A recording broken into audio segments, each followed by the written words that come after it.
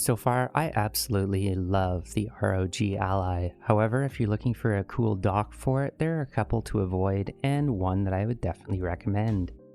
And as you can tell, this is the one. Let me show you what I like about this dock and why I recommend it for the ROG Ally. Without further ado, let's hop right into it.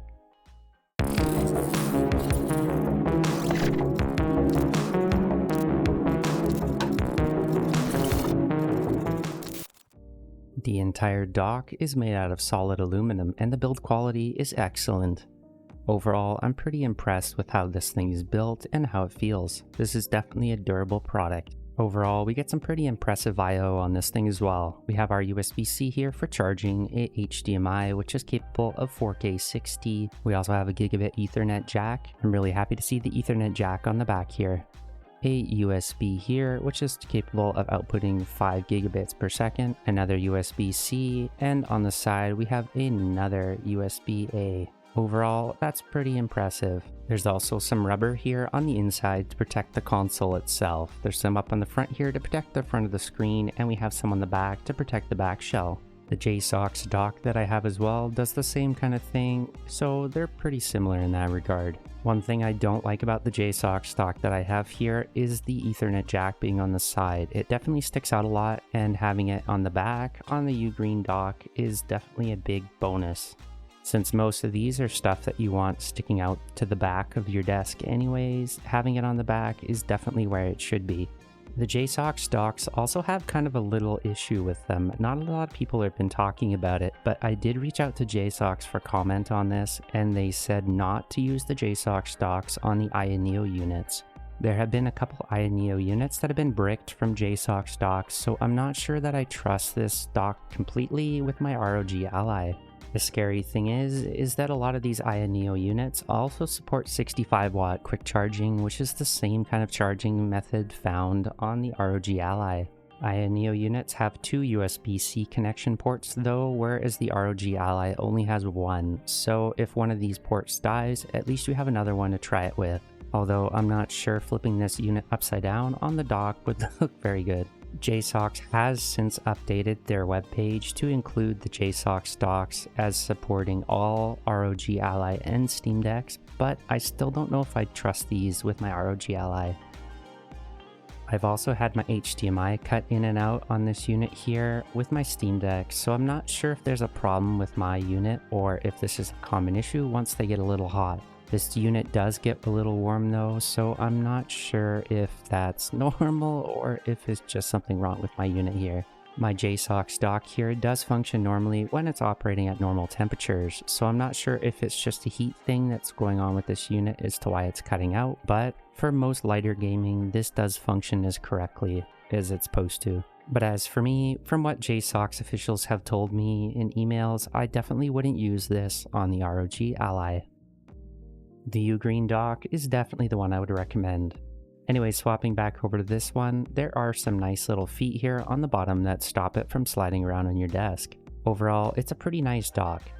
We'll hook it up here in a second and we'll check it out. As of recording this video, you can buy the Ugreen Dock here on Amazon.ca for $60, and there's also a $10 off coupon. I definitely think that's a good price for what you're getting. On Amazon.com, you can get it for about $45. There's also a used one here for $40. Overall, it's built well and it has plenty of I/O for all your connections. Let's see how the ROG Ally sits on the dock.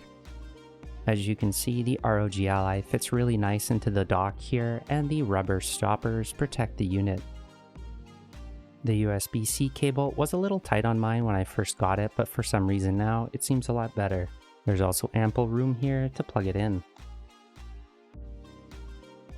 And there you go, it fits perfect. Looking at the back of the unit here, you can see that the cable has plenty of length to reach the port up here at the top. The unit fits well on there, so let's plug this in and take a closer look. For my capture card, you can see that we're capping out at 4K. In the advanced display tab, you can see that we're maxing it out at 60 Hz. This is also using 8-bit color, full RGB. If we set the unit to its 25 watt TDP configuration, we can see how high the dock boosts. Let's turn on the real-time monitor and load up a benchmark to test it out. Immediately on pressing the benchmark CPU button, you can see that the APU jumps up to over 50 watts. Once the temperatures cap out around 86 Celsius though, the wattage starts to drop off. This is because the wattage has to drop for the temperatures to go back down to normal. If we hit stress, you're going to be able to see that a lot better. It immediately jumps up to over 50, then slowly goes down and maintains around 45 to 50 watts. As it goes close to 95, it will drop closer to 40. This benchmark also shows us why I'm so impressed with this unit. These scores here are matching my 5800X on my editing desktop. If we want to compare it to a modern desktop CPU, the 5950X, we can go ahead and benchmark. We can see obviously we can't match the multi-threaded performance, but in single-threaded performance, we are beating the 5950X. Beating a desktop chip at any benchmark is remarkable, especially coming from a handheld. If you're looking to get a little bit more refresh rate above 60 Hz, what happens if we drop it down to 1440p? Dropping it down, let's head over to the advanced display tab, and as you can see, it still caps out at 60 Hz. What happens if we drop it down to 1080p? Let's give it a try.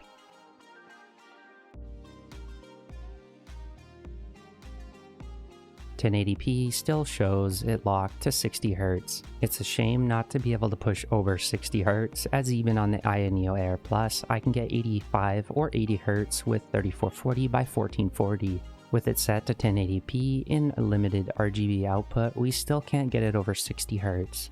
As I think most people will want to connect this directly to their television anyways, I still think 8-bit full RGB with 60 Hz at 4K looks great. I also tried shutting off the FPS limiter, but unfortunately even at 1080p it's still locked to 60 Hz. So I think I figured it out. What it was GPU scaling. If I disable GPU scaling, then go back and check the resolutions, at 4K it still is locked to 60, but if you switch it down to 1440p, you can see that we can now get 130 Hz. At 1080p though, let's give that a try. At 1080p, you can see we can go from 120 Hz all the way to 144. This also showed up as not supported on my XR1 Pro, but it would work with a monitor. If we try 120 Hz, it might give us the same message. While these values might not work on my XR1 Pro capture card, these should definitely work on your monitor, but I'll give them a try here in a second just to see how they work. After testing various resolutions on my monitor, I can get a maximum of 4K 60, 2560 by 1440 at 85 or 60 Hz. I can also get 1080p at 85 or 75 Hz. If you're looking at ultra wide, it goes out to a max of 85 Hz as well. The dock is only slightly warm after using it as well. Overall, if you're in the market for a good dock for the ROG Ally and you're overwhelmed by the amount of choice, the Ugreen Dock is definitely the way to go in my opinion. You're getting excellent build quality at a decent price with a good amount of I/O. Overall, if you're in the market, grab the Ugreen Dock. If you have any questions regarding the Ugreen Dock or the ROG Ally, make sure to let me know in the comments below. As always, thanks for watching.